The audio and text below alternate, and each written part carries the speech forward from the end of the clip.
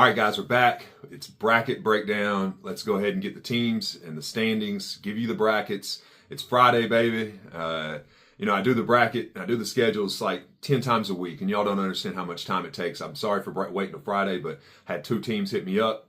One yesterday, one 2 days ago. So I'm glad I'm just getting it out today. Hopefully we don't have any changes. So we've got the high school varsity JV and U teams all in seedings.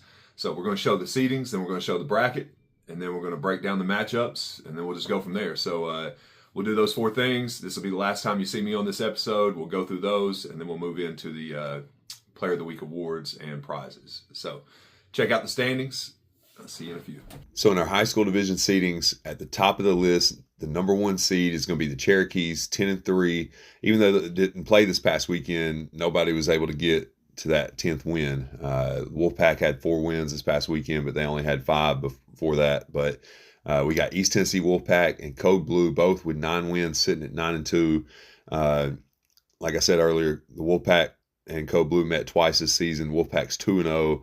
Wolfpack won 28-21 back in week 4, won again 18-12 this past weekend at week 6. So Wolfpack's a 2 seed, Code Blue's a 3 seed. We got Clinton at the 4 seed, Orange Crush at the 5 seed. We got Bobcats, Mayhem, and the Raptors, all with 6 wins.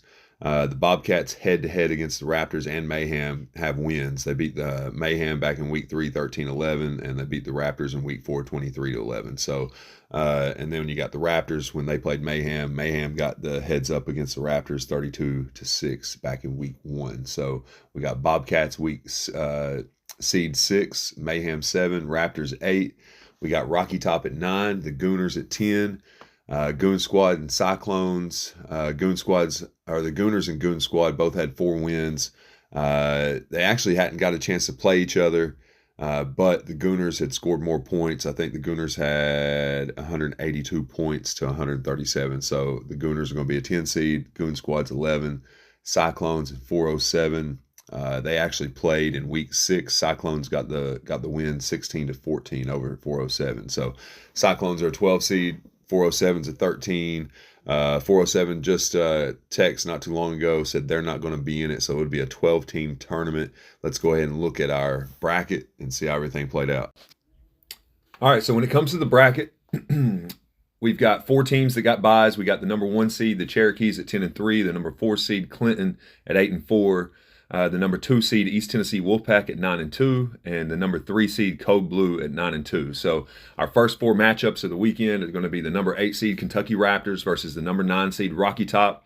The winner of that game will play the Cherokees.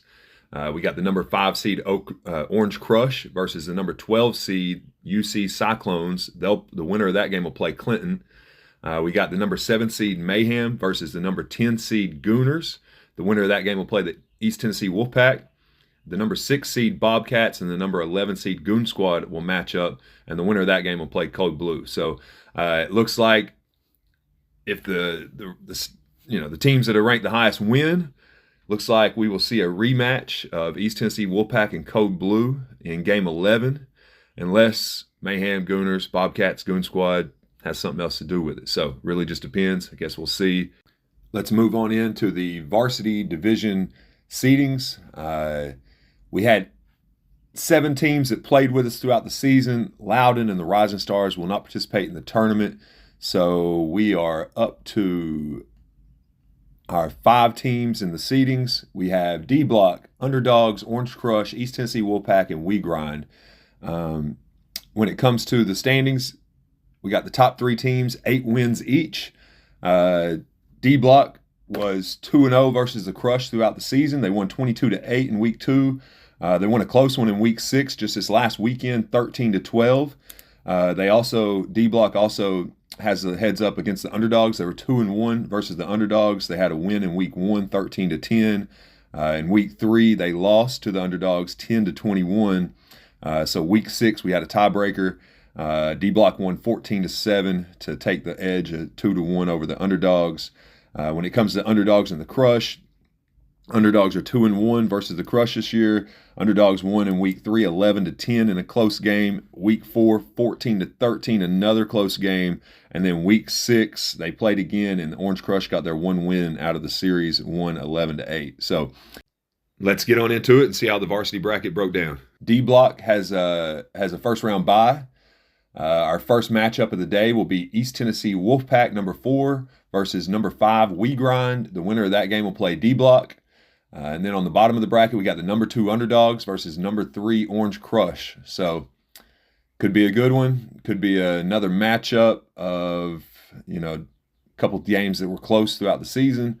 Not many games, but they should be exciting. So let's keep it moving. Let's go on over to our JV seeding, our final seedings for our JV teams. JV teams, we got one team sitting on the top at 12-3. The number 1 seed is underrated. The number 2 seed is the East Tennessee Wolfpack at 11-4. The number 3 seed, we got Code Blue at 9-6. The number 4 seed, Mayhem at 8-7. 5 seed, Dot City. 6 seed, Rise. 7 seed, Bobcats. 8 seed, D Block. And the 9th seed will be the Crushers. When we pull this bracket out, we're going to have our first game of the day, our first matchup. We only have one team that'll catch a bye, and that'll be the number 1 seed, underrated, will catch a bye. They will play the winners of the first game of the day, D Block, number 8 seed versus the number 9 seed Crushers. Then we've got the number 4 seed Mayhem versus the number 5 seed Dot City matched up. Then we have number 2 East Tennessee Wolfpack versus the number 7 Bobcats. Then we have number 3 Code Blue versus number 6 Rise. So the midseason tournament was pretty exciting. So I'm sure this final season tournament should be as exciting as the last one. So keeping it moving on, let's go to our youth team seedings. Sitting in the number 1 seed, we got Team Rise sitting at 10-2. We've got the number 2 seed Kentucky Raptors at 9-3. SOP Boys and TD Factory both have 8 wins. SOP Boys have a 2-1 lead on the head-to-heads. SOP Boys won 13-10 in week 1. Week 3, TD Factory got the win 15-5. And then week 6, we had a matchup to break the tie. Super close game. Looked like all defense, really. It was 9 points SOP, 6 points TD Factory. So close matchup right there. Then we got number 5 Goon Squad at 4-6, the number 6 seed D Block, and the number 7 seed Code Blue. The bracket's going to break down. We've got Team Rise with the first round bye sitting at number 1. Then we've got the number 4 seed versus the number 5 seed TD Factory versus Goon Squad. We've got the number 3 seed SOP Boys versus the number 6 seed D Block. And then we got the number 2 seed Kentucky Raptors versus the number 7 seed Code Blue. So that rounds out our playoff brackets. Everybody should have the schedule. I'll actually post here in just a second. We'll have this pop up. We'll have the schedule pop up. I'll share this with all the coaches. Each team should have at least a starting game, and then you got to follow the brackets after that. Each bracket has what field we're playing on and what time. We're playing 2 games on the turf. We only have 1 game going up on the grass, so pretty much all our games except a couple will be on the turf this weekend. Just trying to get y'all down there to finish it up. We'll play basically from about 11 o'clock to 5 o'clock. Each division will have its own time, and we'll just kind of roll from there. Now, don't forget about our skills challenge on the schedule. On the very top, field 1, we've got the youth skills challenge starts at 11, and then the first youth game will start at 11:30.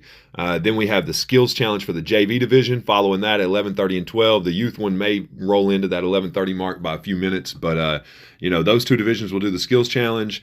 Varsity division, nobody really got back to me to say if they wanted to do the skills challenge, and the high school division pretty much 90% of the teams opted out. So, guys, I just try to give you, it's a single elimination tournament. I really just wanted to give you something a little fun. Last year we had a great time with it. The kids, one-on-ones, it's what it's all about when it comes to camp and all those sort of things. So, I figured, why not? Let's do it again. But, if you don't want to do it, not going to make you do it. So other than that, let's have a great weekend. Let's see who comes out on top. Let's see who has the best weekend, and we will see you Sunday.